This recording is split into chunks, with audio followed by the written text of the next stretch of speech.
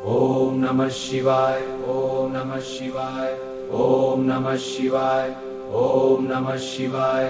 ओम नमः शिवाय। महादेव के मस्तक पर चंद्रमा क्यों है? यह कोई श्रृंगार नहीं, एक गहरा रहस्य है। मन अशांत रहता है तो महादेव के चंद्रशेखर रूप का यह सच जान लो।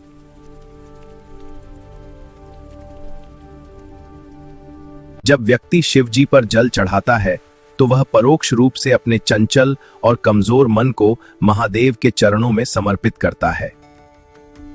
ज्योतिष में चंद्रमा को मन का कारक माना गया है। चूंकि महादेव चंद्रमा के स्वामी हैं, इसलिए उनकी पूजा करने से कुंडली का पीड़ित चंद्रमा शांत होता है और व्यक्ति को मानसिक मजबूती मिलती है।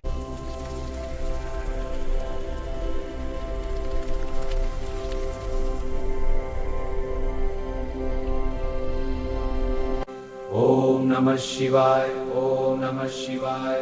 ओम नमः शिवाय। ओम नमः शिवाय। ओम नमः शिवाय।